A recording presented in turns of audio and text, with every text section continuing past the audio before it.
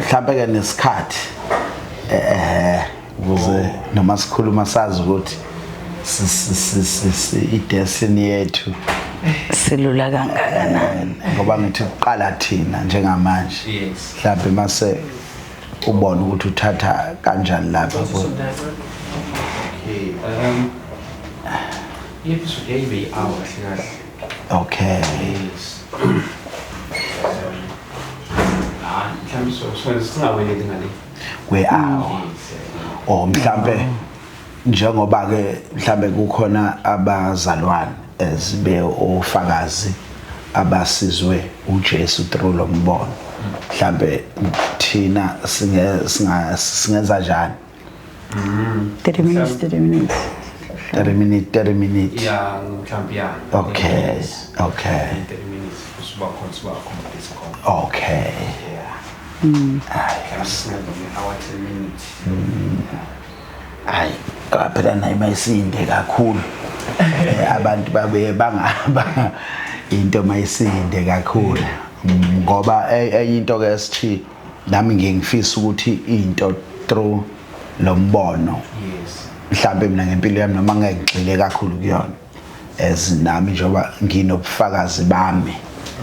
Njengomuntu owaphenduka ejele wesivile because indaba iqala lapho ukuthi uNkulunkulu azakhulume ngalombono nami nganginjani so uphenduka kwami uNkulunkulu ke wayeseke eqala mina ngingazi ukuthi kanti uphenduka kwami nami ngangiphilela lempilo engangiyiphila isandla sikaNkulunkulu sangibamba ejele wesivile ngaphenduka ngaphuma ngawumzalwane okhonzayo nje ngahamba kwaze kwafika lana kuNkulunkulu engisa kuleya ndawo engikiyona eCatholic kanti mina ngazi ukuthi kwase uNkulunkulu seqala le ndaba le veza ke ngembono kakhulu nakuba prophet kubonakala kugcwele abantu beza beboshiwe so uNkulunkulu ke wathi usinika umsebenzi wama social worker angithi amen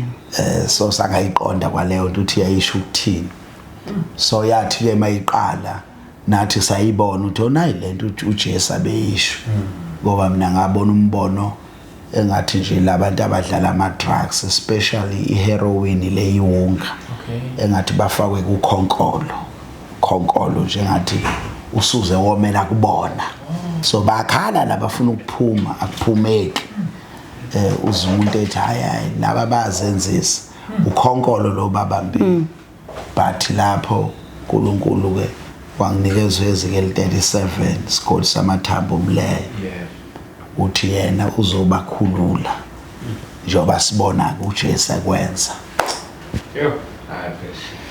very interesting. Very interesting. Lelo dinga nangelinye ilanga nje singayiphuthuma isikhathi. Amen. Ilanga nje kahle. Yawa layo yodwa. Yodwa. Yes. Kakhuluma satsala khona. ngiyabingelela Wasacasa mzee umbo.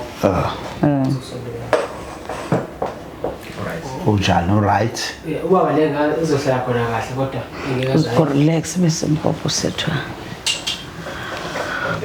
uthi uphakamisa njalo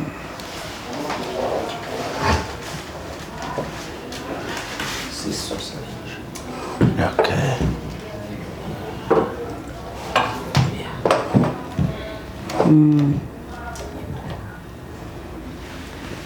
Amen. Amen.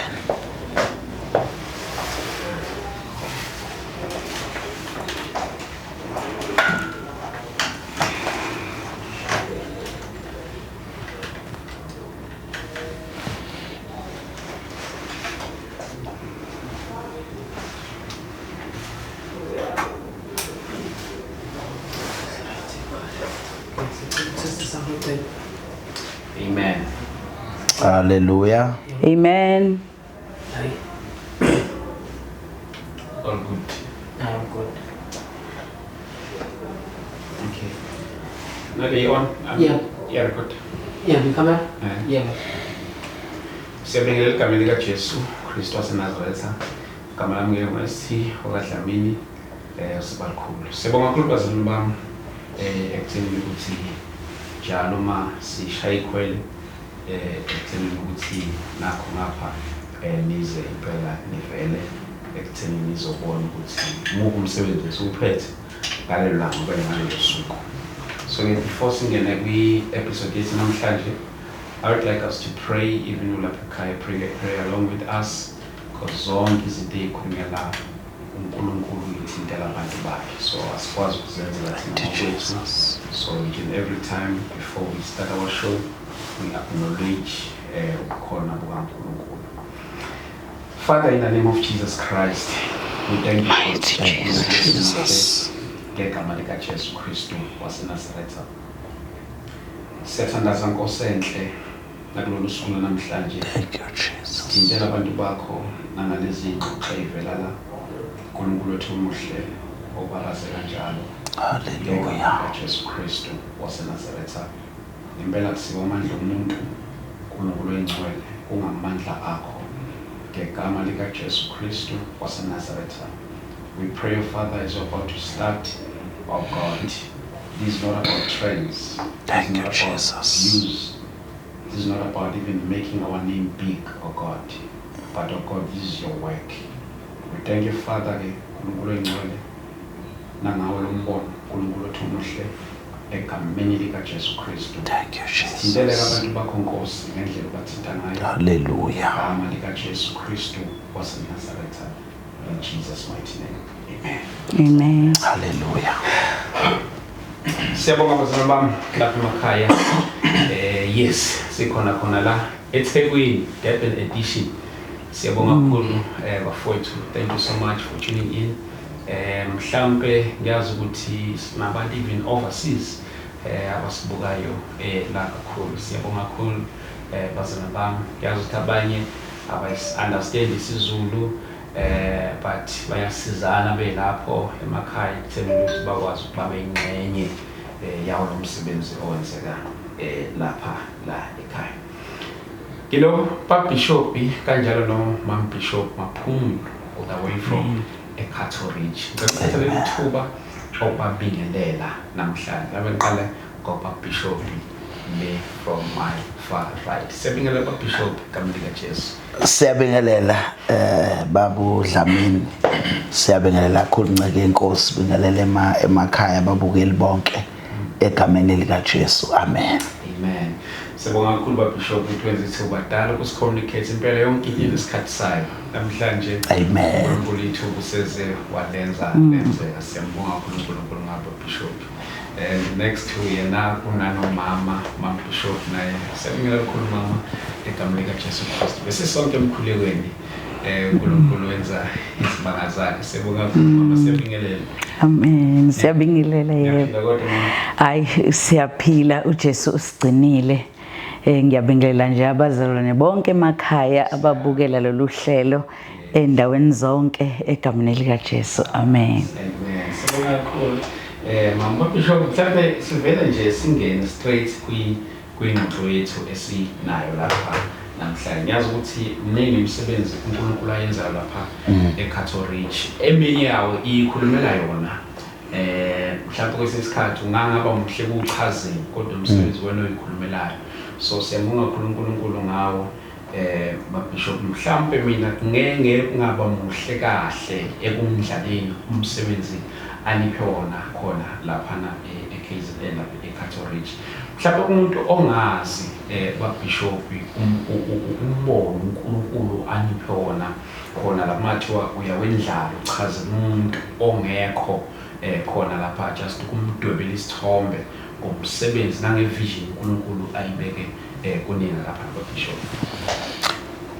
Siyabonga kakhulu ST, siyabonga kakhulu mfowethu ngombono nje uNkulunkulu akunike wona ngoba kuyiqiniso isikhathi esiphila kuso ukuze sifinyelele ebantwini akusafani nesikhathi sakudala so Paul even yena uJesu. Isikhathi samanje abantu batholakala ngalezi indlela nokuthi indaba kaJesu ihambe kalula, so angeke sikuthathe kancane mfowethu.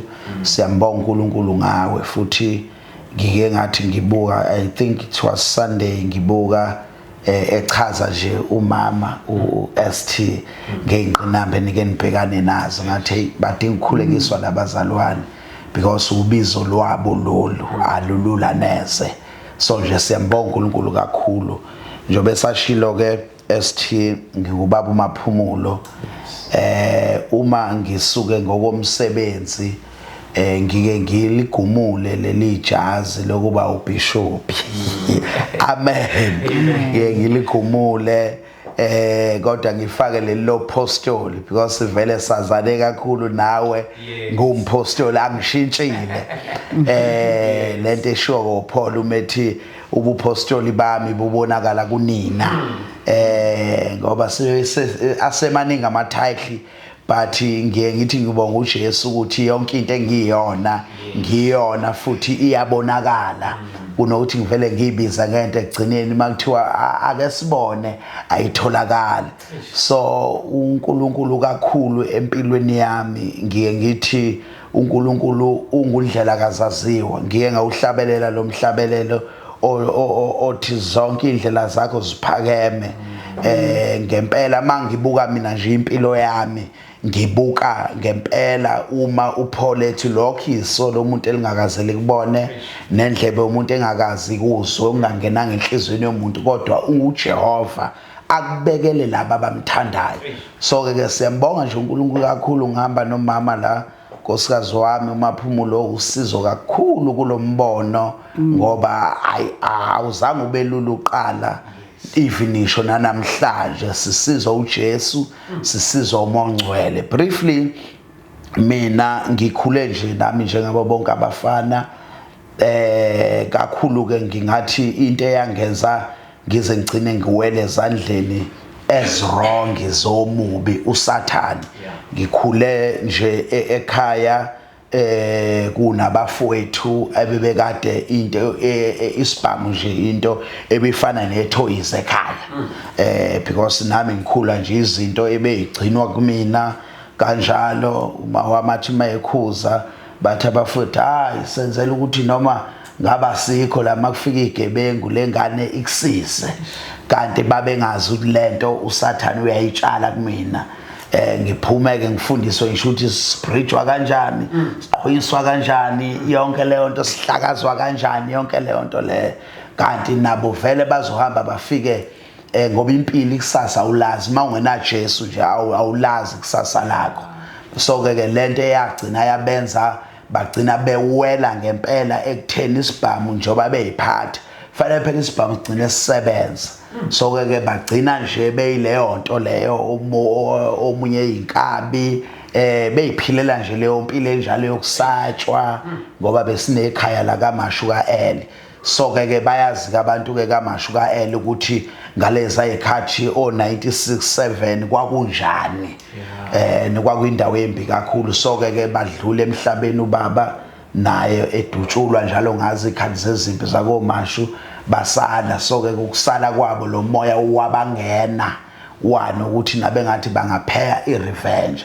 So ke impilo yabo ke yashintsha lapho nje konakala ngalendlela ukuthi basibe into ngempela ongayazi na ukuthi ungayichaza uyithini.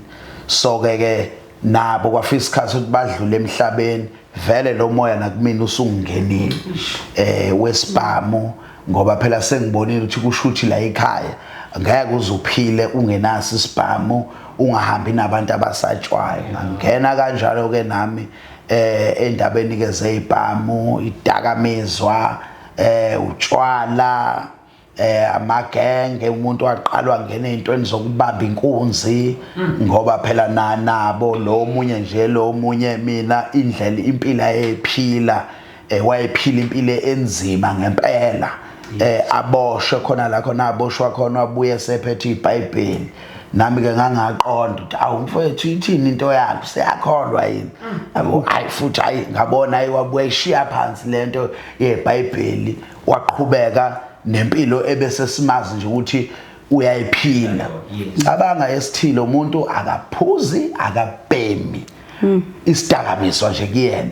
Wawuthi noma iphoyisa kuthiwa kufuneka lo muntu ustability betshela ukuthi hey kuzoqhamuka ingwenya thizeni kuzoqhamuka nje insizwa nje enhle uyabona nje kodwa umoya ukade umngenile wayengenwe umoya onzima ngalendlela exhakayo so into eziningi nami lezobumnyama ngingathi ngazincela kakhulu kuyena because njengomuntu engangimthatha njenge-mentor empilweni yami kanti angibona ukuthi nami sengingena ogibeni so nami ke ngangena kanjalo ke kulezo zinto impilo yami ke vele phela makwangena ezintweni zenkunzi vele isigcina uyapi ejele uma wami nje mina wayazi ukuthi it's either uzoza ukuthi ngidutshuliwe noma ngisejele impilo nje yami ngoba naye wayesebona ukuthi ayikho into asangayenza kumina sengidlulile nasesigabeni sokuthi angangishaya ngoba angisezwa lutho so ke into engimbonga ngayo uNkulunkulu uma ngiye ngisho ukuthi mangibala igaba la kwakufanele ngife khona ngizibala ngempela la khona hayi ukuthi mhlambe yinzwa bethu ukuthi kuqhuma isibhamu nje nabaleka cha ngibanjwa nje right handed kufanele nje ukuthi kuphele ngami ngiyibale ngempela zifike ku6 ziya ko7 ngithi kodwa Jesu ngalesa sikhathi phela sasithi izinto esasizidla kanti isandla sikaNkuluNkulu uma iBhayibheli lithi ngempela uNkulunkulu umoni uyamlandela kuzobe phezulu kwethuna 2 eyinto uNkulunkulu akekho umuntu amvumela ukuthi kufike isikhathi sokuthi afe engalizwanga iqiniso lika Jesu ukuthi uNkulunkulu ufunani ngaye mina lokho ke ngikwazi ngami ukuthi mina ngempela ngangibanjwa nje kanje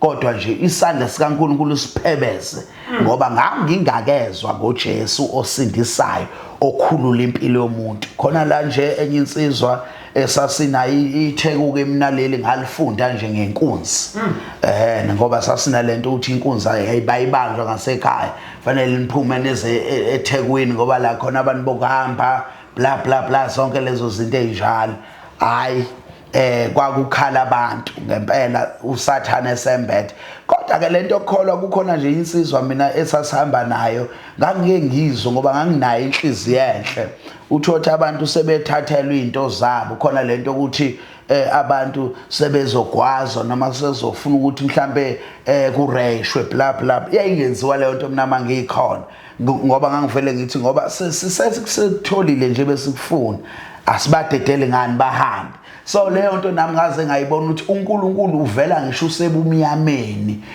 mina ngangayi into nje uma kuthiwa kuyosetshenzwa ngempela kwakuba imali ngempela ukuthi sesizokwenza ezinye izinto ngobani impilo yangidrivela kwafika la khona ukuthi ayisekho enye into umuntu uze appeal kube khona into eya ebhodweni kufanele kuphunywe kuyiwe eroundini kwakusho njalo sasisho njalo sambe siyoyishova so ke impilo yami nje iyamosheka kanjalo until ke icala elale ngibophile samba nezinye insizwa siyoganga nalapho ngiphethe isibhamu impela uholokoqo oluphathwa amaphoyisa lapho ngangifaka u2028 if I'm not mistaken ngimncanyana ngiyintwana nje encane ekwakuthi noma sengitholakela amaphoyisa ayifike edide kathi wena ke lo muntu lo okuthiwa uyingozi lo muntu le yini yona le ngoba umuntu mayesuke epossessed ebanjwa amandla obumnyama bazalwane izinto ezenzakalayo umuntu wenza izinto engeke uzwiqonde so ke ngabanjwa ke naleso sibhamu leso kwafika ke isikhathi sokuthi icala ngilo ngiyalathenda laze ke la ngibopha ngaya eWestville no angiqala ngeWestville because ngangisa underage lemkhuba ngiyenza ngimncane kabe mina so ngayiswa ko a place of safety la khona ijele kusho ukuthi ijele lona kodwa yilabantu abasebancane so ke nakhona njalo lapho kugcwele yonke amanyala ngoba inombolo ifica khona yonke into lento eseWestville nje uyifica khona la kuyafana nje kuyafana ukuthi ke phela ke la indlela eliphila ngayo nangendlela enidla ngayo kanjalo so nalapho ngaplana saplana nabanye ngaqa kanti ngalelo langa lelo ngoba waweqa uhambe phezulu kuyashibilika ama tiles lawa kwacaca ukuthi ngiyabothela kusho ukuthi ngizofa akuhambeki ngendlela efanele hayi bangilinda ngalena nje osatshela bathi ayehla amaphumuloza kwacaca ukuthi amacebo amaqhingami aphelile so ke bangithatha ke kwabona ukuthi lo muntu useyinkinga vela ngeke asahlala la ngoba esezama ukweqa kusho ukuthi ukube belinganethi belingamanzi behambile uyacabanga nje ukuthi vele ngase ngiqalile nje vele into yamacala ngoba make waqala waba necala wangali-attenda usuyinkinga phela wena lapha vele nginamanye amaningi amacala kusho ukuthi phela besingabanjwa ngenxa yendlela zethu so ke ngashawa ngedrafting ngasuswa ngayise Westville la khona ke kwafike kwashintsha ukudla eplatini kwacaca ukuthi nakhona ngifike komunye umhlaba manje akudlalwa la ngali-attenda ngicala ngoba kwakuyilahle nje leli vele phela lingasetshenziswa yimi ngedwa isibhamu nisebenza ngaso sonke ngoba nombani uyafika aningibole ningizama leyo nombolo kanjalo so ke ngenxa yokuthi ke sasirajiwe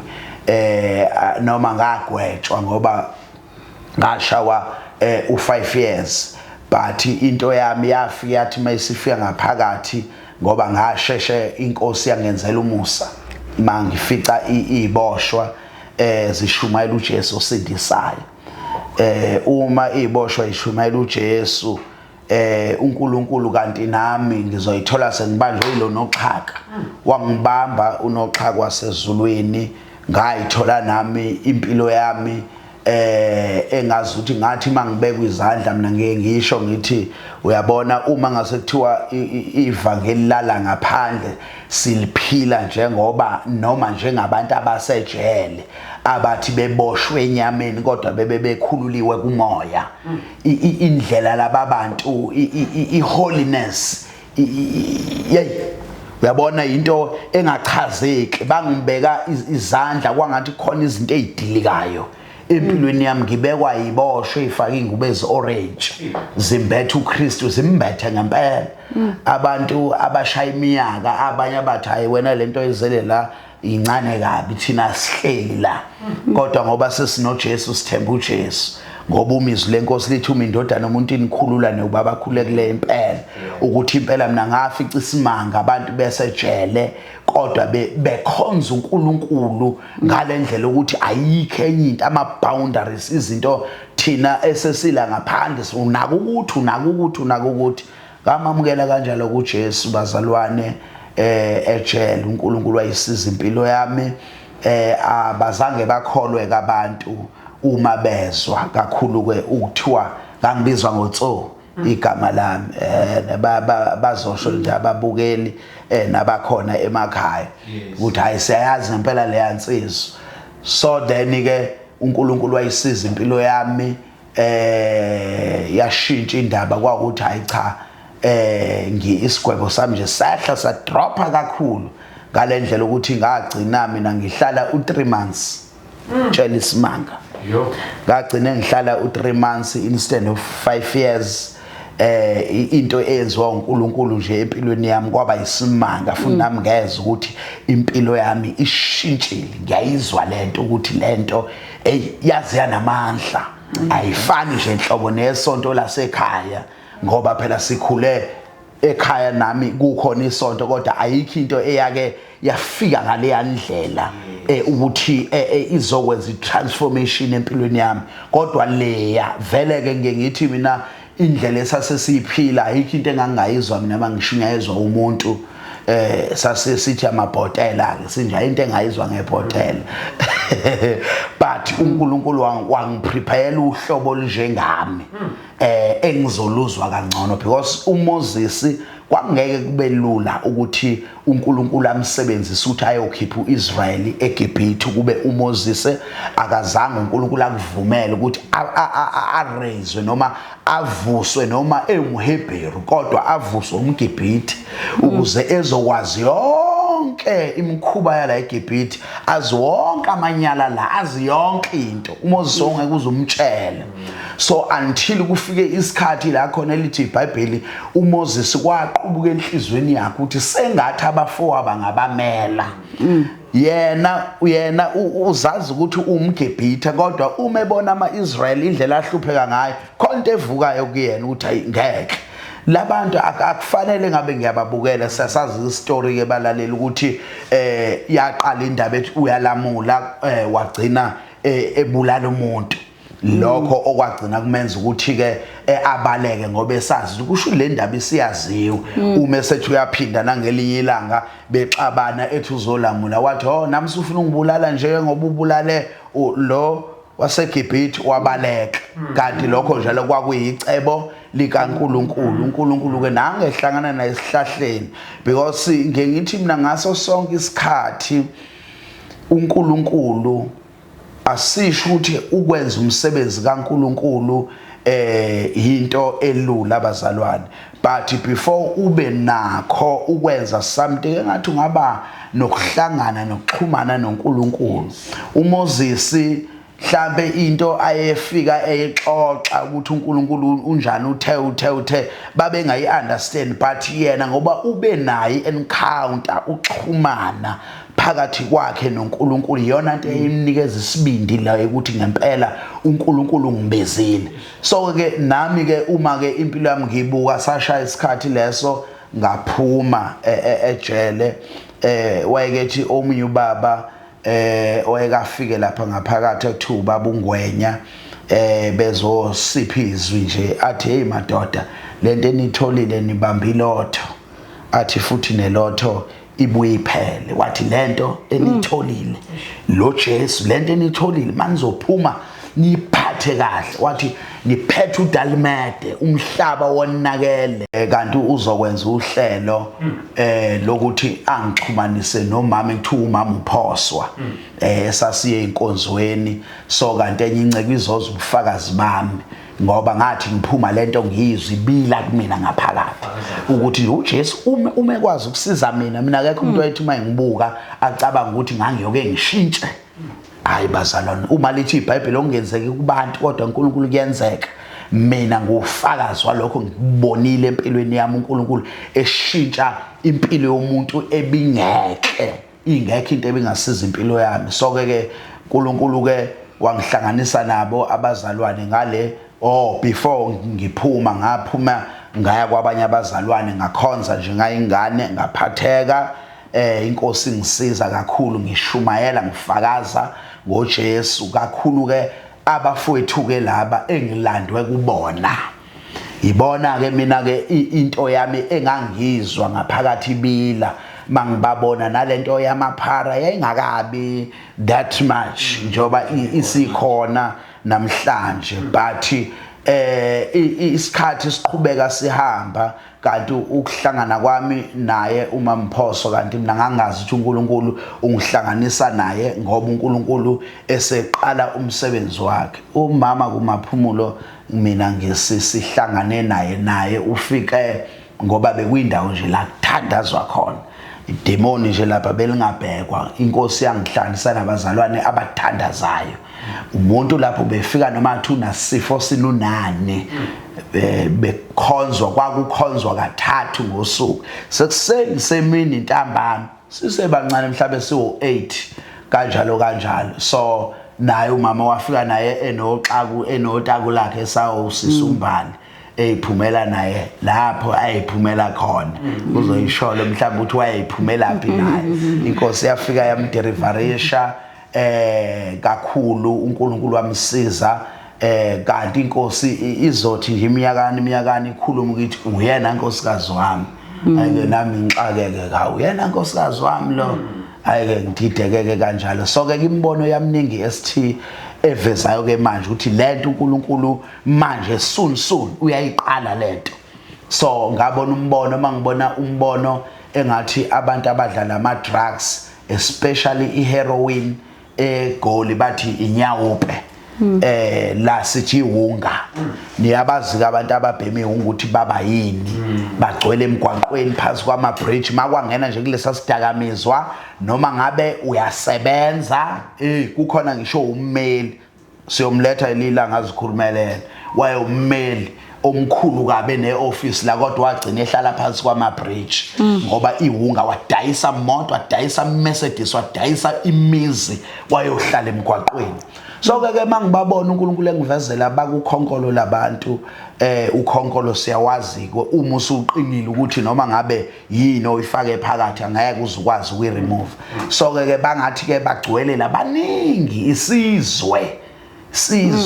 bagcwele labakhala bafuna usizo bafuna ukuphuma la kuphumeki but izwi likaNkulunkulu lathi kumina lakhuluma ngoHezekiel 37 isigodi samathambo omleyo uyazi kumbukela ekhaya ukuthi uHezekiel mayiholelwa umoya eyiswe esigodini amathambo ayenjani ayomile hopeless kungekho themba kuwona but uNkulunkulu wathi izwi lakhe linjengesandla siqhiphila amadwala lo khonkolo engubonayo labantu beboshwe yiwo bethunjwe uwo kodwa izwi lakhe yena uma sizokwenza njengoba esiyalile labantu uzobakhulula uzobadeliverisha so neminye imbono eminingi esithi uNkulunkulu eyiveza kubona omunye umprofeti nje wase-assemble wabona abantu beza ngespeed uthi ngiyababona abantu angazi nami lento uNkulunkulu azoyenza but isisekelo salento uNkulunkulu wathi lemthandazo esiyenza nje engathi ayikho lento esiyenzayo iyona ideliverance yalabantu ilele kulento because lento yahamba kwacaca indaba yama drugs ukuthi ipandemic le kahle ngoba bayaye ema rehab bayayaphi kodwa ngoba lento umoya ispirit mina ngama drugs noma ngafika ngehungeni but ngwadlile nami ngangingakwazi kwakuze kuthiwe ekhaya inkomo zingayeka utshani uma ngayeka izidakamizwa kusho ukuthi nami ngangibanjwe ukhonkolo Bishop wayidlala ngempela Bishop ngifuna ukuza kuwe na kule futhi Bishop usevezile uhambo lwakho noNkulunkulu ekuthenini ukuthi ubuyaphi ngiyazi ukuthi into endele ngoba asikangeni kwiministry yenu uNkulunkulu aniphe yona kodwa ngifuna ukubuza nje la nama-bishop ekuthenini ukuthi ukulanda kwakho uNkulunkulu ngoba ngifuna ukuthi siyirelathise kahle neministry uNkulunkulu aniphe yona ukulandeni kwakho uNkulunkulu ma-bishop ekuthenini ukuthi ukulanda kuphi wena uNkulunkulu and then bese singena kwiministry yenu uNkulunkulu aniphe yona. Amen cha bese ngibingelelile kubabukeli siyabonga tata uST cha mina uNkulunkulu indlela angilanda ngayo ngangihleli ngisemcipitweni ngicela ukusho njalo ngakunobhuti esasihlala naye sinengane nobhuti so ke wayesebenza kuyena night shift ngisale ke mina ke ebusuku ke kuleso sikhathi ngize ngikholwa kwakushintshwana kokusisikhathi kuba night shift kwesikhathi kube day shift sihleli la so ke ngalesi sikhathi ngo2011 kwakade uSigqemeza okhozini wayekade engena ngabo 4 noma ngabo 3 kuya ku 6 mangaphosisi ngabo 4 busy ke ngiyaayina la ubhuti lo uye emsebenzini ngezwe uSigqemeza okhozini ufonela intombazane eyayikade iveza ukuthi inenkinga ayisakwazi ukwenza lutho empilweni yayo igqilazekile inenyoka eyinikezwe emkhathini ichaza into yayo okay ke bese ke yena uSigqemeza emema omunye umfundisi afone ke nalomfundisi shuthi ayikhulekele le ntombazane over the phone lapho on air so ke ngesikhathi ethandazela nami ngizwe kukhona into enyakazayo kumina ngesikhathi inyakaza lento kumina ngizwe ukuthi ayingeke ngangabe ngisaba yimina ayi qhubeke lo mfundisi athandaza yibo ngixakeke manje sengijahe manje ukuthi lo muntu lo akahambe naye emsebenzini ngisale ngithandaze njengalo mfundisi ngizi ukuthi izothini into ayike ngempela hamba emsebenzini ngisale ngedwa ke manje ngithandaze ke manje nami ngilingisela lo mfundisi phinde inyakaze futhi lento ngiyayizwe emzimbeni vele kube ngathi kuyashisa kushisa umzimba wonke ngiyashake kuvele ngiqhaqhazela ayibo yini le kanti ekhaya ubaba njengobesho umama uPhoswa lo yahlangana naye einkonzweni umamncane wami lo yimi lo yangifone ngoba ngase ngizwile ukuthi sebesindisiwe ngacikeka nakhona ukuthi awu sebesindisiwe insindiso kumuntu oyengayifunika ayike yimi lo yangizwe ngoba phela ngimzwile umfundisi uthi umfundisi usindisiwe la eradweni yimi lo yake ngimfonele ngithi ayibo nginenkinga la nansi into eyenzakalayo la mangabe ngithandaza ngizwe into ehlukile mina ngiyasha ngiyaqhaqhazela angazi kwenzakalani angikhulekeleke umamncane ke ugogo Phoso imbiza ngogogo Phoso manje angikhulekele naye over the phone hayike ngizwe futhi lento ngimtshela ayilento ayipheli lokhu yenza futhi yenza kakhulu manje hayike bese kethi ayikhuleka ke gibela nje kusasa uze ekhaya khona sokukhulekela ayinangempela ke ngakusasa ngavuka njengomuntu oyemsebenzini ngoba ngalesa sikhathi kwakunomsebenzi engangusebenza lo kuthiwa yini ama sales rep laba abadayisa insurance hayike ngangidayisa ngivuke ke nami ngihambe ke senza ama meeting ke inkampanini kanjalo senza ama appointments hayike ngavele ngaphuma mina la ekhaya ngathi ngiye emsebenzini kanti sengigibelela ukuthi ngiye ekhaya khona ngizokhulekelelwa lento enginenkinga nayo yimi lo yanema ngifika kayi bangikhulekeleka abazalwaneke hayi idemoni ke liphume ke kucaca ukuthi kushuthi bekunomoya obukhona obuphila kumina ebengingawazi idemoni lelo laphuma kwaba ukusindiswa kwami ke bangitshena abazalwane umuntu mayesekholwa izimiso zikaNkuluNkulu bangivulela izwi ukuthi umuntu uphila kanjani kwacaca ukuthi ivangeli maselingenile kwaMkipito lowo uyasala ayiwasala kanjalo ke uMkipito ngabuya ke ngezekhaya sakhonza inkosi ngihleli njengentombi kwacaca ukuthi ke uNkulunkulu ke uyangenelela ngalondlela wagcina uNkulunkulu waze wakhuluma sekuhamba isikhathi wakhuluma ukuthi mina kufanele ukuthi ngishade nobaba uyazi ukuthi ST lento yokuboniswa ngempela abazalwane bangayenza engathi ijoke kanti ngempela ikhona mina ngangamthanda ubaba wayengangithandi but indlela uNkulunkulu akhuluma ngayo ekhuluma kuba prophet kodwa inyama ithi ayingeke akwazi uyabona so ke ngesikhathi inyama ithi ayingeke akwazi sayinqaba lento yethu naye ngiyakhumbula nje ngelinye ilanga saze sayikhuluma lento ukuthi cha okungcono ngoba lento ayihlangani ayenzeka kukho kona okungcono angihlale mina ngikanje nawe kushuthi uzohlala ube uPaul wesikhathi ngaleso sikhathi masisho njalo ngavele ngabona umbono engathi isibaya sezimvu izimvu zigcwele phakathi lavele lawa isango umoya kaNkuluNkulu lapha embonweni wathi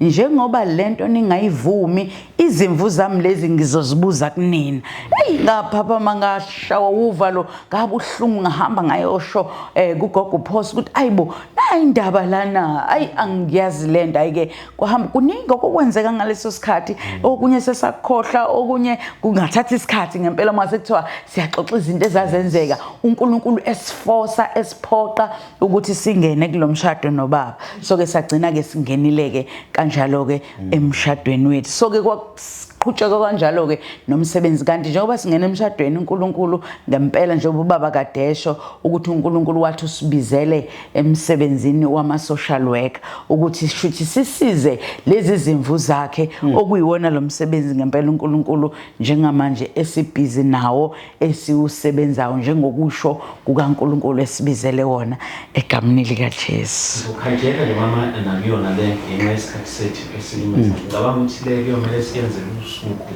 ukuthi kube i-testimony yakho wedwa ibe nawe ibe ne-testimony kanjalo no-bishop amen eyedwa kodwa ngifuna nje uNkulunkulu liphele ministry ekutheneni ukuthi nibe nesandla ekunakekeleni abafowethu laba abahlala estradini. Mhlawumbe mama ungasipha nje kuyona ukuthi isebenza kanjani, mhlawumbe uNkulunkulu ulindele kuyona ekuthenini ukuthi ihambe kanjani.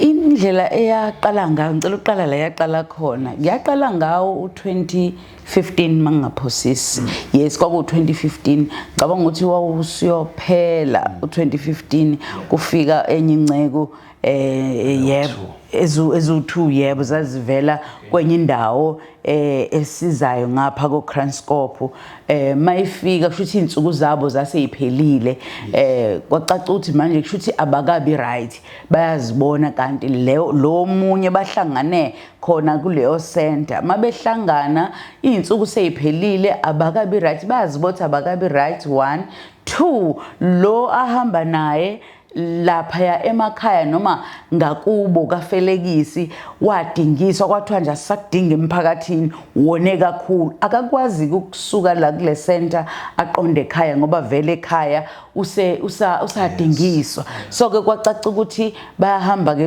nobaba uDlamini sesimbize ngobaba uDlamini ke owakadenge owakhona lapha eKethoridge kwesinye isigodi so ke bafike khona kanti uma wakhe sikhonza naye uma wakhe ashaya ucinga ashayele uBishop ukuthi ayibo wesa umfundisi ngaleso sikhathi mfundisi nginenkinga lana ingane yami iphuma le Kranscope iyafika la ifika iphethe omunye futhi angazi into engizoyenza njani le hayi ke ucaca ukuthi vele bakasizakala bobabili hayi ke ubaba vela nyuke ahambe ekubona afika ba-attende ebesethi hayi asehleni siye ezantsi hayi ke bese beyehla ke qale lapho ukukhulekela abantu abanalesi simo seyidakamizo ngoba bafika vele nje lento isababambile so ke uNkulunkulu wabalekelela wabasiza ngesikhathi ke lencegu le uTebuho ese right bezwe ekhaya kaFelekisi ukuthi ayibo uTebuho yena yedwa uTebuho lwesimaziyo sedingisiwe ngisho emphakathini kuthi use right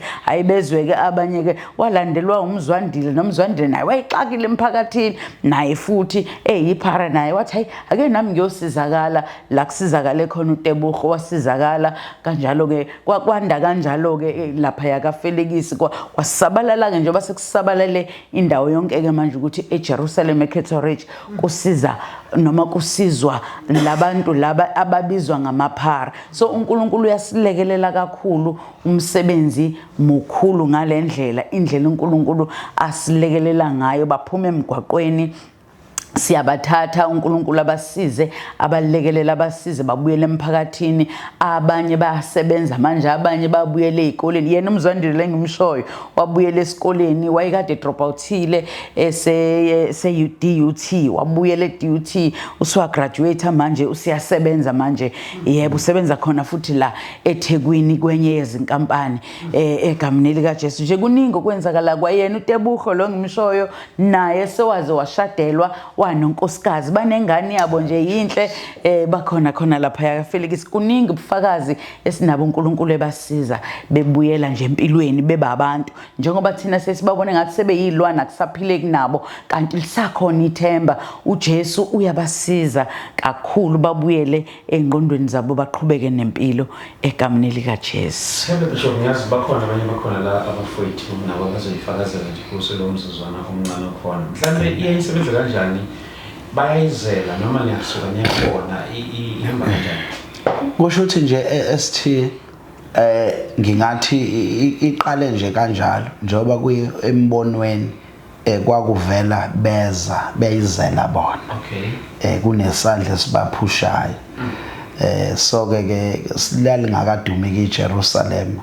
manje eGoli kephi so babezizela sisiqale nje ngoba ngenxa yalaba sebesizakele uJesu sebasizile futhi akuve kumnandi kuhamba nomuntu obekade ehlala kuleyo mgwaqo mhlambe seMaritzburg sePinetown ila eThekwini samba naye kuyofakazwa khona bese senza ama-outreach ama-open air lapho kufike kushunyayela ukufakazwa ngoJesu sikhali ingane zabantu uma sibabona abantu abekade bephila nabo sebenje hayi lapho ke futhi ke mina ke ngifundisa nje ukugqoka ngendlela efanelekile umuntu esegqokile sefaka uthayi wakhe uthi ayibo baze babacela imisebenzi uthi hayi awungizame phela na indlela uJesu mayeseba esebagezile uma lithi izwi lenkosi uyayicosha impaba ngezaleni ayithatha ihlalise namakhosi lokho siyakubona uNkulunkulu ekwenza sonje bayazizela mfowethu bayazizela ngenxa yento abayizwayo ukuthi ngoba lo msebenzi uqalele nje kaMamphoswa wanikela ngomuzi wakhe umzalwane engeke ngithi hey nezinto esasigcina eBhayibhelini kodwa namhlanje mina ngakubona umuntu edela umuzi wakhe ukuthi uzodlala abantu ekuthiwa amaphara abangafunwa emphakathini but uNkulunkulu wasilekelela njoba ke sesakhileke manje mawufika nje ngicabanga ukuthi izithombe soyisenda babone kwakhiwe ku right uNkulunkulu wasilekelela ngenye futhi incekazi yenkosi umuntu owalalela uNkulunkulu wenza lokhu uNkulunkulu amthumele kona kwakhiwe nje manje ku right egameni likaJesu. Bishop ngeke ngicela lena ukuthi kuyenze kube yimi ekuthini ukuthi ngenze lesi simemo naphambi kwenu bafowethu lapha emakhaya ekuthini ukuthi kuyomele ibe nje nesikhathi sayo yona yodwa kanjalo nabo abafowethu ekuthini ukuthi ngiyazi ukuthi nawo amajini wabawafani amen mayixoxa isitori sakho ubone ukuthi hayi isikhathi esilimited amen Nkosi so ngiyabona ukuthi indaba yesikhathi iyo eyosiphazamisa so ngakho ngithi ukubanikeza nje signal lapha emakhaya ekutheni ukuthi sizolwenza uhlelo la khona sizobe sixoxa without any limitation yesikhathi amen bakhona abafowethu abala ngaphakathi ngeBishop okufikeni kwakho nabo ubufisa ukuthi mhlawumbe nabo basikhulumele ngabe ukuthi siyabasukela amen abanye bawo ngabe ukuthi asikhuluma ingane kwala sikhuluma uNkulunkulu ayenzayo praise the Lord mhlawumbe nawo Bishop mhlawumbe before beze ngaphambili mhlawumbe kukhona engingakusho kokugcina mhlawumbe salise sinikeza nama contacts abadingana nani then bona bese bezile so bese siyivala. Amen. Siyabonga ST mhlambe engingakusho ngingathi mina kubabukeli kakhulu ithemba siyazi le ipandemic egcwele izwe lonke ebandleni likaJesu igcwele fika ingane zabazalwane lapha zishayekile nabo banethemba ngoba asinamanzi asinamafutha asinalutho sibanika nje uJesu ophilayo ngoba nganika izwi ukuthi lona uHezekiel wanika izwi wathiwa ka prophet siyawabona evuka amathambo abefile eba impi enkulu kaSimakade so nje uNkulunkulu siyamkholwa kakhulu kona kulula kodwa into esiqinisayo izimpi zidlule kuzona kakhulu kabi nomama ngawo lo msebenzi ushayelwe into obonayo ukuthi vele lento angitholi ngisho isenti ngayo kodwa siqonda nathi ukuthi uSathane nokuthi ke uNkulunkulu owakhuluma kithi imnandi into enjalo ukuthi uNkulunkulu angiyibonanga yenziwa sibani bani kodwa uNkulunkulu wakhuluma kithi so nje ukuthi siyacela kakhulu kubabukeli ukuthi ungalingi ulahla ithemba ngengane yakho uNkulunkulu likhona iJerusalem ulivusile so ashare ama contact details kuqala sasikhala ngendawo manje indawo sinayo kodwa ngizodedela umama nje mhlawumbe imizuzu emibili aveze leli side ke labo ngoba njengoba befika ayikho imali iprice ebizwayo kunalokho ke kucela umnikelo ukuthi wabalekelele ekitchen ngoba sinama sponsor sesahamba kakhulu bandla emiyangweni ke lekuthiwa siye kuyona kwacaca ukuthi hayi sifana nabantu abakhuluma isiZulu esichineni ayizwakali kahle ngoba inoJesu indaba. Yes mama. Amen. Amen siyabonga bandla ukuthola linye ithuba ST cha sesivalelisa kubabukeli abazalwane ngiyazi ukuthi abazalwane kakhulu ababuka lo mabona kude esikuwona kakhulu siyithande le khona nje abanye abazalwane abeke befika uthola ukuthi bafika basilethela inkonzo bafika uthola ukuthi bafika ngeimoto balayishila impuphu balayishila oma rice bazofaka isandla nabo emsebenzini kaNkuluNkulu ngoba laba bantu esidila nabo noma lezi ingane ezakha isizwe ngempela lapha yana kukhona abameli khona odokotela khona othisha khona nje omunye uthisha ngempela naye ose right owekade naye esehlala emgwaqweni use right manje ngenhlanhla wasithola isikhala noma ke ingaka register kodwa uthe efika esikoleni wabefundisa wabenikeza umatric mayenikeza umatric wawufundisa umatric wapass umatric wakhe uthole nje 100% kwi-subject yakhe uyabona ukuthi lapha emgwaqweni kuhlala abantu ngempela abawusize emphakathini abazokwakha zona ingane zabazalwane lezi eziphilayo engenalutho kodwa ngokuthi bona abahlala emgwaqweni uyabothi ukulekheka kwezinto kuba khona so enhlizweni yethu sibe nawo lento ukuthi uJesu akasiza ngenelele ngoba laba bantu ngesikhathi umthatha emgwaqweni noma efika ethi uphume emgwaqweni usuke engekho into ongambiza yona usuke engekho mali so siyasicela abazalwane ukuthi balekelele Nkosi yami ngalo ndlela abangalekelela ngayo kakhulu inkinga yethu nje isekhishini bakithi ikhishi nje eliyinkinga kakhulu kuyadliwa and umuntu mangabe ephuma emgwaqweni lapha ya usuke edla igwinya lapha ya usuke edla acaba amathamba asale kubantu awathathe lapha kubhini into engagcwala esiswini leyo usuke edlela ukuthi nje abamba umoya ebese efuna imali ke nokubamba inkunzi ke ukuthi athenge lento manje mase kufika la esikhathini eseyiyeka lento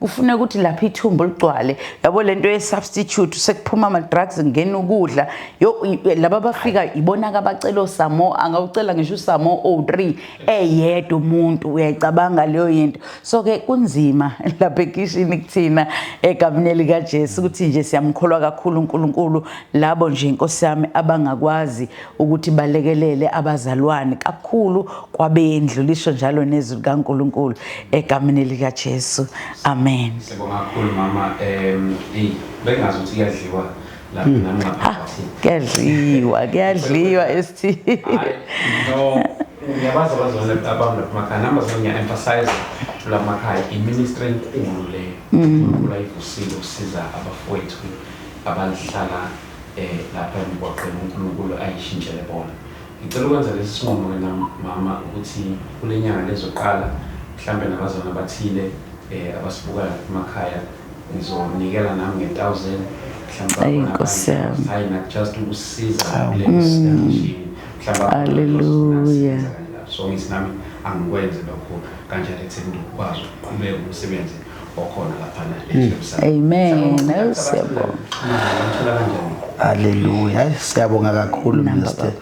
Uyazi nje lapha i25 mhlawumbe ekhaya wena ungayipheka inyanga ize iye kwenye lapha yayiphekwa kabili 25 kg ngenxa yobuningi babantu insizwe sinazo ziningi kakhulu abantu uma sibe ngaphezulu ka50 akubona abantu abancane lapho so kuyasetshenzwa ngempela siyambonga nje uNkulunkulu kakhulu inamba ngizocela ukushiya inamba yami mhlambe ke nofisayo ukuthi kuxhumaneke alekelele ngendlela angalekelela ngayo inamba yami ithi 073 53 62 089 ngicabanga ukuthi izwakalile siyayibonga ke inkosi kakhulu sibonga kakhulu Bishop sibonga kakhulu mama sibonga kakhulu uNkulunkulu asigcinele nawe amen uqhubeke njalo umsebenzi uye phambili amen amen siyabonga haleluya abantu bafowethu la bazothi kusithanda ukufakaza okuncane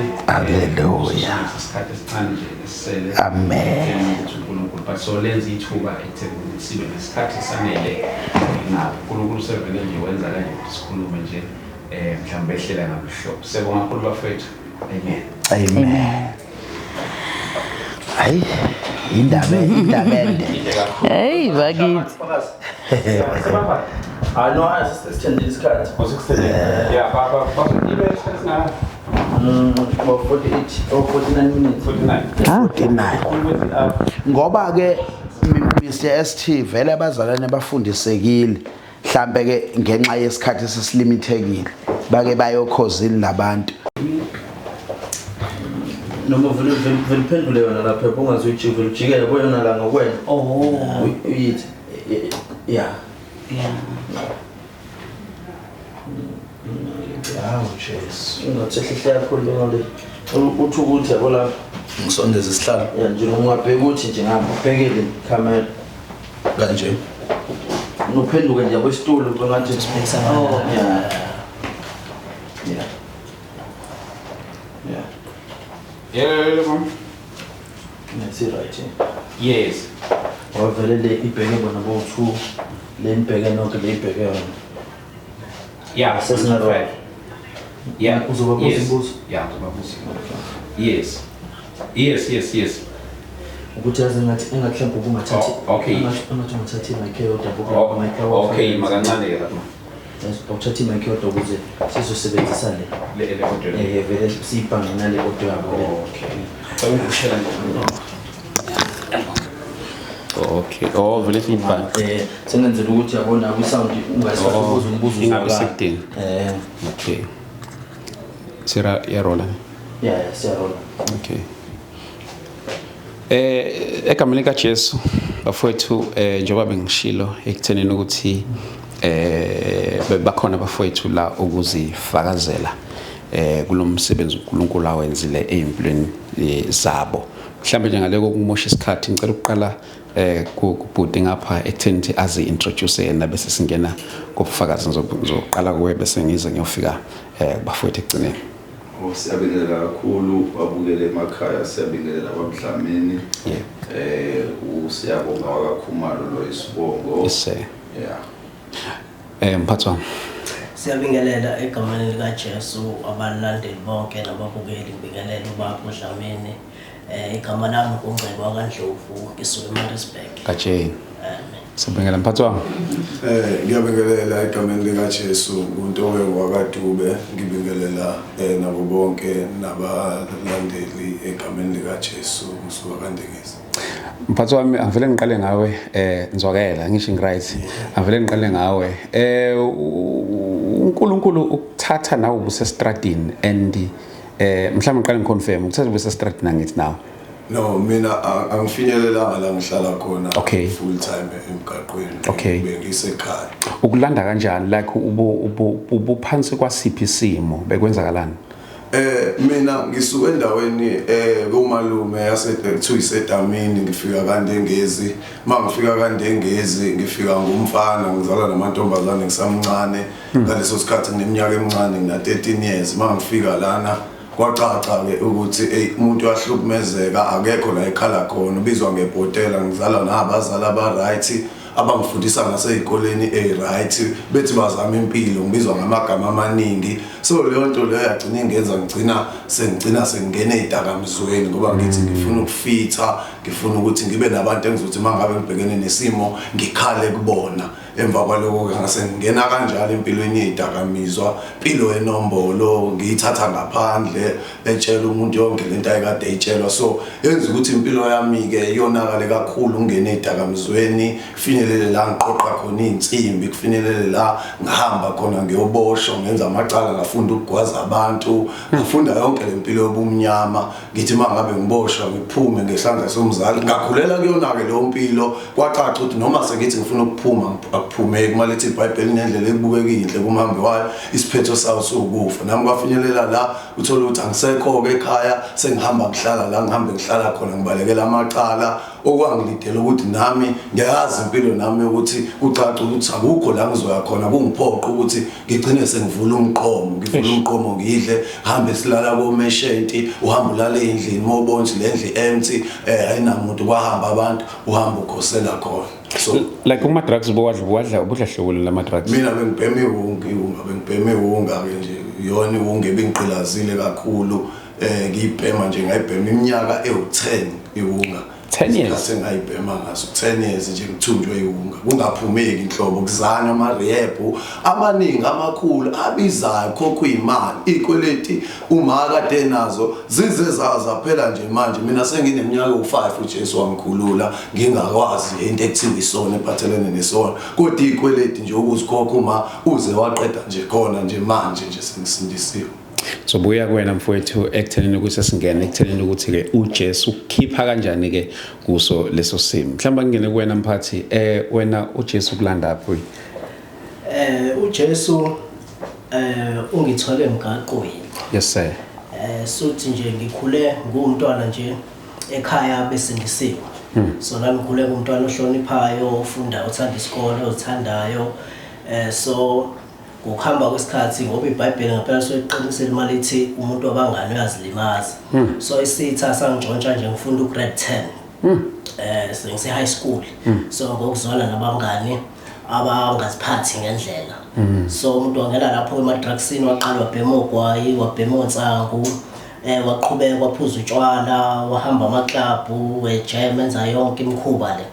So kuthe maqhubeka kuhamba isikhathi usathana introducer kwiwunga.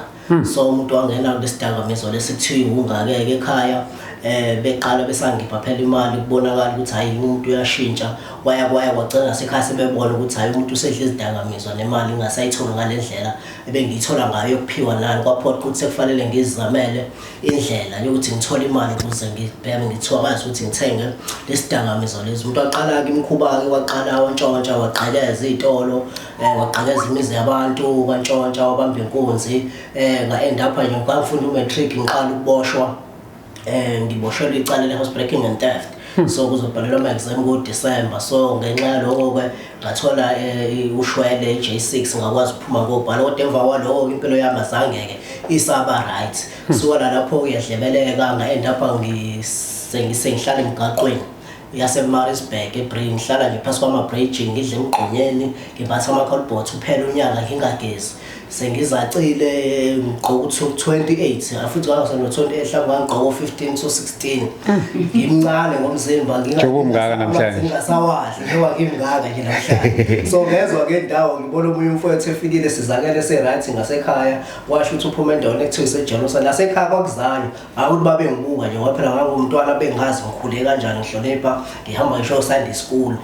So bezama ke nasekhaya mayikhona imithi ethengwa ama-Methadone ngizanye ngisoze indawo kuya ngisho ko-Transcorp kweyindawo esizayo la esa-rehab.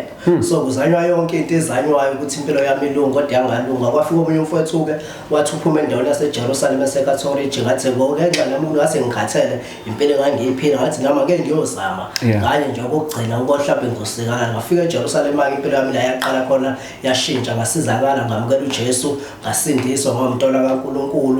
uJesu wayisiza impilo yami ngaqhubeka uNkulunkulu wahamba nami endleleni ngaze ngawubaba ngashadelwa nganengane nganonkosikazi ngasebenza egameni likaJesu. Amen. Business yami ngiyasebenza ngenza lonke uhlelo lomsebenzi ama-bulletin ceiling board. So uNkulunkulu wangisiza ngisho ngoba namhlanje ngihloniphekile ngisho endaweni ngisho ekhaya ngihloniphekile ekhaya nje mina kuphela umuntu oshadelwe nosebenza nje ngahlophela impilo eqhubile. Bese singakanani isikhathi kulesi simo lesi? Unyaka ngicathibela ko-6. Sure. Ngicabanga nje unyaka wo-6 ngiqala ukuyosizakala wasuyophela ngangafika eJerusalem ku-October 2018 ngo-October. So iminyaka nje esenginayo ngisizakele from 2018 until now. Sidakamizwa nje angisazi empilweni yami. Mphathi wami ake sizokwena my leadership. Yes. Kwenzakalani wena uJesu kulanda phi konke? Hallelujah. Amen. Ayisephinde siyabonga futhi ithuba. Hayi uJesu hayi mina wangilande emajukujukwini kakhulu. Eish.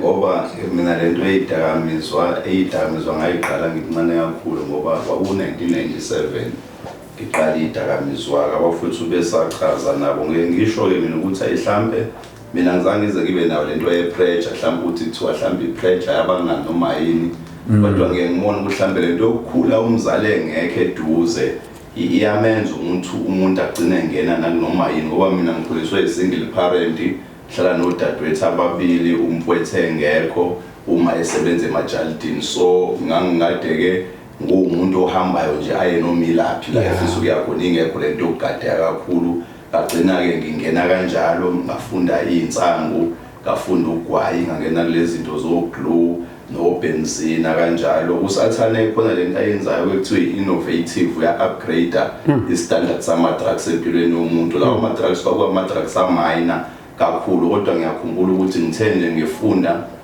u-standard 3 bese ngumkhulu ukuthi ngampela ngoba i-Mendrix bese ngidla ngampela lento ewunga-ke ifike manje unga mina nje ngeke ngathunjwa iphilisi kakhulu lelibizwa ngokuthi ingidi ebekade libhenywa kudala bayalaza abantu lelekade abantu bathi mesebedlile baxaza amathe balenge mangabe bhemela apho yolala lapho uyozavuke angazi nami uyovuka nini so sathane ngithumbe kakhulu ke kanjalo kwahamba ke ngiyakhumbula kwaku2008 la khona umuntu agcina ke kufika lesidakamizwa ekuthiwa iwunga endaweni yaseHammersdale ngokuhlala mina ngiseHammersdale kodwa ke umuntu ubase kakhulu ehlanzeni ke ngokomsebenzi wenkosi ayiwunga yona yafike yaqeda ke impilo yami ngoba sisabhema iphilisi sasi right si clean siswenka bengiswenka ke mina ngiqoka rockport ngiqoka Levi's ngifaka ikipa zolizadi ngiqoka into zabelungu ngifaka ojipu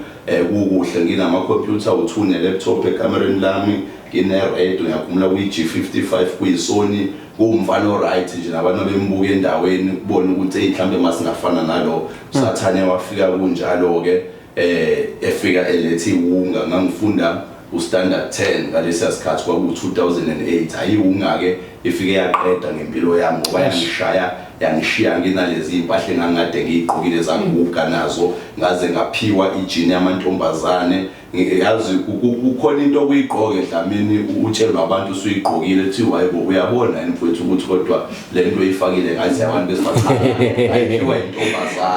ayiphiwa intombazane umngani wami esasihlala ngomuntu bedayisa kakhulu ama-drugs lesho ngihamba iTheku uyabo manje ngihamba iTheku uhlala unje amaphoyisa kunamakhamera la eThekwini agcina sekuthi njalo ngesikhathi esithile kunomuntu ohlala edlula la bathi hayi awukushintsha upende mfowethu uyayincane ke nami mfowethu ngifike sengu28 eJerusalem yanginikeza leyo jini ke mangifakaza ngayo bangihleke ukuthi hey namaphakethe amancane nozipho ongaka left kungathi noqhakaza la madayimane iyithijini ngafaka leyo jini kanti ngothi ngiyafika ekhaya ngelinye ilanga osisi batholenye futhi eMaritzburg nayo babefika futhi banginike yona eyangaphezulu usathaneke mesebukisa ngawe uphendula ihlaya nje endaweni kanti nale abangitholele yona yamantombazane nayo futhi ngabona sengitshela ukuthi wena le jini awuyithi enze njani mangithi yanwebeka kanti naye yamantombazane bavele kwayisudi kwayijini to jini yamantombazane kwaguga icathule ngangiyifaka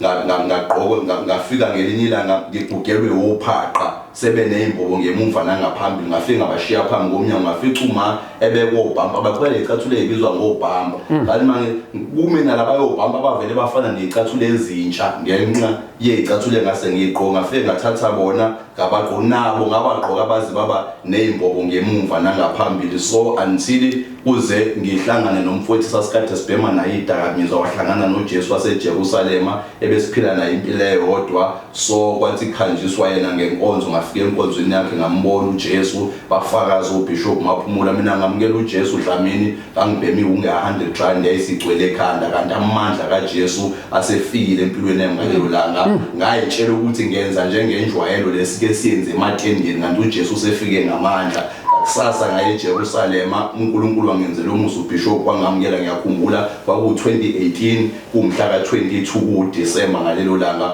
uJesu wangisiza until today Mfowethu isikhathi siyisitha kodwa lengxoxo ibisasemnandi kakhulu umfowethu bengakamuzwa yena ukuthi ube sefika kanjani ke eJerusalem wasizakala kanjani mhlambe nje ake sivale kanjalo mfowethu kanjalo for namhlanje ngiyazi ukuthi le ngxoxo very interesting sizoyenza lelinye ithuba mfowethu mhlambe nje awusiphe mfowethu ukuthi wena wasizakala kanjani and wafinyelela kanjani ke eJerusalem ukufika kwami mina eJerusalema ngezwe ngenye insizwa lensizwa leni ayikade igunya lase26 makhuluma igunya lase26 umuntu onevumelano ezinkulu igunya leGabadina okwakuyena owayikhipha abantu ukuthi fayichitheke igazi imbese yonke into uthi iphathwa kanjani ngezwa efika ayithi ngezwa ngambona eshumayela ngoJesu osindisayo okhululana ngathi hayibo ngoba phela la mawusungenile alikhisa ngolokuphuma insizwa yafika yakhuluma ukuthi uJesu yamsiza umuntu uJesu yamkhulula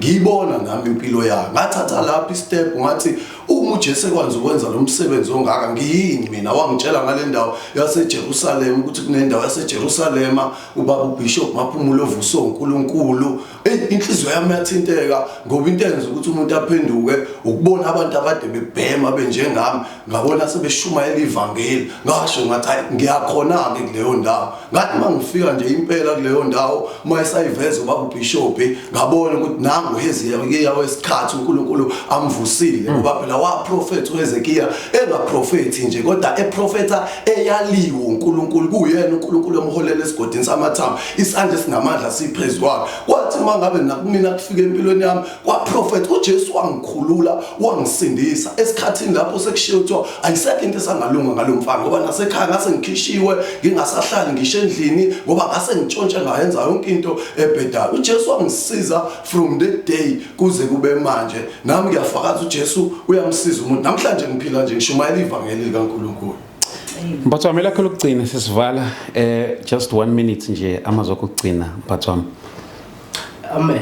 Mhlawumbe nje sesivala ikona ukuthi ngempela uJesu uveza nje amandla kaJesu. Yeah. Ukuthi uJesu unamandla and uJesu futhi uyamkhulula umuntu. Njengoba sifakaza nje sofakazi balokho ukuthi uNkulunkulu unamandla okushintsha impilo yomuntu unamandla okusindisa umuntu ngokweqiniso because sizamile izinto besike sizame umuntu ahlale lelo sonto elilodwa kuba ngazi ukuthi impilo iyashintsha kodwa kuphelele lo sonto mhlawumbe emva kwamasonto amabili umuntu abuyele kuleyo nto futhi kanjalo kulesizama kanjalo kodwa mzukwane sihlangana noJesu sahlangana namandla uJesu ngempela wasikhulula ngoba lethizwe kaNkulunkulu uma indodana yomuntu inikhulula kuba ngokhululekele impela so ngempela uJesu ukuthi ngempela likhona ithemba kwabasabahlangene nabaphilayo ukuthi ngempela uJesu uyamsiza umuntu uyamkhulula impilo ngempela iyashintsha namhlanje wazi ukuthi iphupho noma wazi ukuthi imscam noma imlingo ngendlela abantu mase besibona sesiyona because besibona futhi sisemgaqweni sibanga umgqomo nezinje besibona sidle emgqomeni besibona siphila yonke impilo yamanyale besiphila kodwa manje futhi bese besibona sesinje sesigezile sesibahle sesinale emndeni ngamandla kaNkulunkulu uJesu kuphela owenza lezi zinto enje akekho umunye umuntu ongenza leyo nto yabo. Mphathi wami, your last words. Amen. Amen. Amazwi ami okugcina nje akuLuka 18 verse 27 uJesu mekhuluma nabo athi ongenzeki kubantu athi kodwa uNkulunkulu kuyenzeka uNkulunkulu kuyenzeka ngimbonile uJesu phezulu kwempilo yami abafuthi besafakaza njoba ngisho ngithi nje idakamizwa zingithumbe kakhulu 20 years ngidli idakamizwa ayikho into engazanywanga lokhu uhlobo lomuntu olingathengwanga ngomagcina ekhaya benethemba lokuthi ikhona into esangavela kodwa konke lokho akuzange kuze kungisize kodwa mzwane ngamukela uJesu nginikela impilo yami kuJesu uJesu wangisiza namhlanje uma ngibuka impilo yami ngiyamangala izinto uJesu azenzayo umuntu ayengazi ukuthi zayingenzeka phezulu kwempilo yakhe futhi engayicabangi namhlanje ngubaba ngishadelwe nginomntwana into engangingazi ukuthi isangavela phezulu kwempilo yami sengike ngimangale Bishop ukuthi sengikwazi ukugugelwa amathaya emoto ngihambe ngikhipha imali ngiyothenga amathaya emoto imoto yami mina bengiba ukubona ithaya nje emzini womuntu iremeli aluminium bengivuke entathakusa ngiyolitshontsha ngoba bafuna ngihambe ngolishisa ngilidayise straight but kodwa namhlanje uJesu sengikwazi ukungena ko toll gate ngikhokhe ngemali ngihambe ngiyemamoli ngiyeko pavilion amandla kaJesu uJesu uyasebenza imnandi le ndaba ngoba ihamba nofakazi. Amen. Bafowethu siyabonga kakhulu bafowethu uNkulunkulu angigcina nje ngiyacela mfowethu sivalele ngomkhuleko sesiphumo.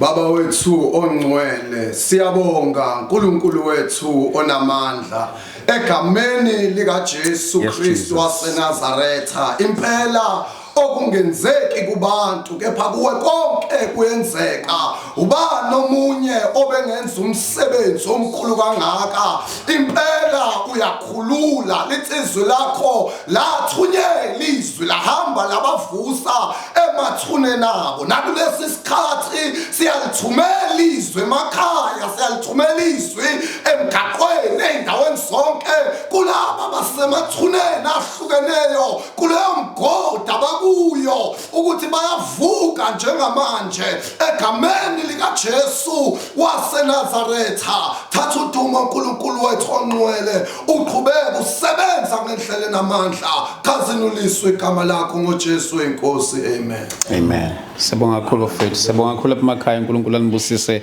egameni lika Jesu Kristu. Amen. Hayi. Siyabonga.